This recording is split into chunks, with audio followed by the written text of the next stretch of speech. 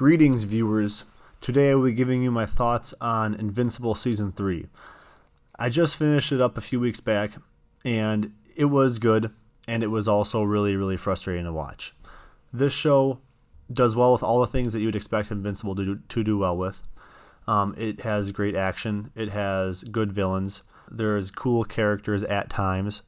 But I'm telling you, when this show is frustrating to watch, I need you guys to believe me.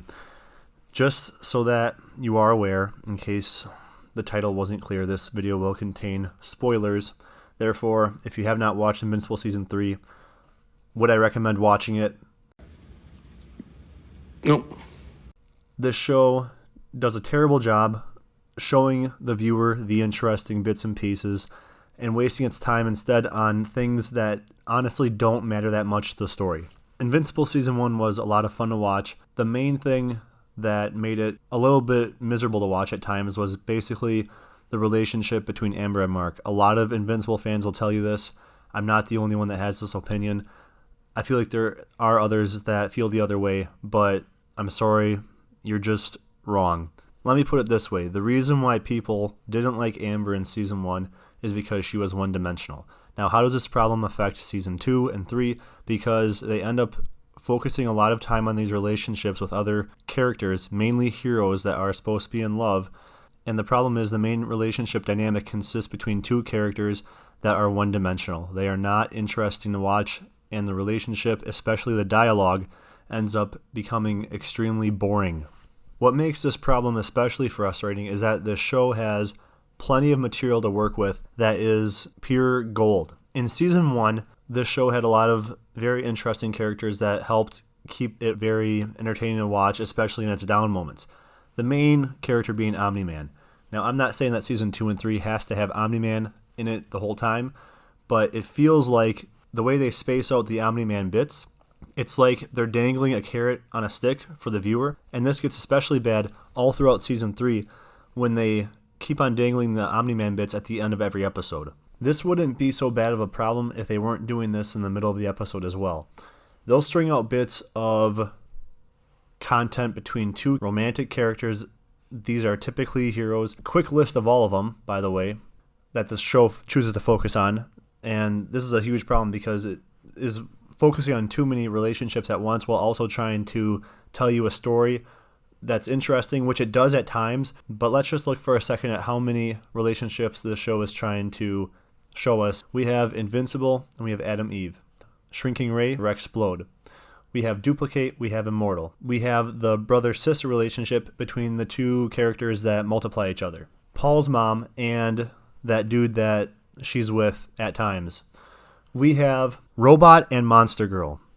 Probably the most bizarre and cringy relationship you could watch in maybe all of television. It is pretty unreal at how bad it is. I'm not sure if I'm the only one here, but if you've watched this show, you'll know what I mean when I say that none of these characters, aside from Adam, Eve, and Mark, actually matter if they end up just dying on screen. And this show struggles with that because it really wants to focus on a whole bunch of different things while also trying to tell a story that's a lot more interesting, but it ultimately ignores everything about that to sacrifice time with these characters that ultimately don't matter. It's very frustrating, and the dialogue between these characters, it's unbelievably boring.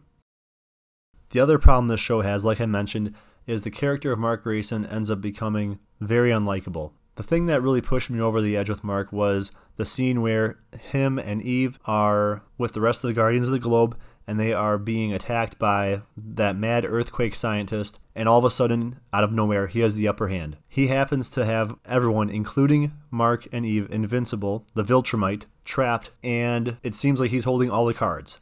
Cecil comes in with a few aces up his sleeve, which happen to be Sinclair's undead robots and Darkwing, both of which were problems for the Guardians of the Globe in the past. They save the day, literally. They get Invincible out of his little trap that he somehow cannot get out of himself, which is crazy, but anyways. And Invincible is absolutely furious about this. He ends up confronting Cecil. Cecil escalates things out of fear, which is understandable, at least to me. Mark is successful in stopping his capture, whatever Cecil was going to do with him, I think the show tries to play it up like Mark was going to be killed by Cecil if Cecil caught him or had him pinned down. I don't think that would have happened. I think Cecil was understandably fearing for his life because Mark is pretty emotionally reckless at times and he's very powerful. Anyways, after this, the show plays it up like you're supposed to still be on Mark's side. There's a lot of characters that end up feeling like Mark was in the right. At the end of the day, Mark almost ends up killing Cecil as well and causing a ton of damage when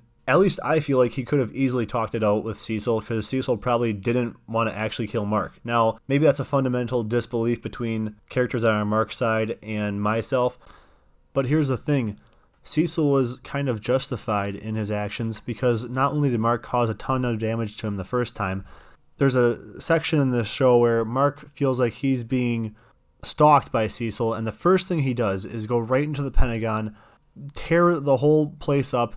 Cecil has his defenses prepared so that he's able to not be bum rushed by Mark in his own base, which you would probably expect if you're someone like Invincible and you know the resources that Cecil has.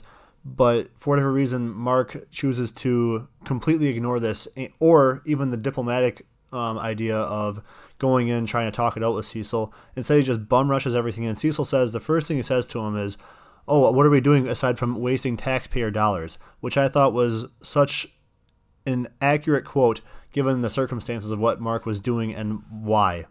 And even in this context, when Cecil had him down and had him right where he wanted him, he left Mark alone. He did not hurt Mark. He let Mark go, and Mark failed to recognize any of this. It's kind of crazy. Not only that, but Cecil's undead robots came back to save the day a second time for Mark, which he completely failed to recognize whatsoever.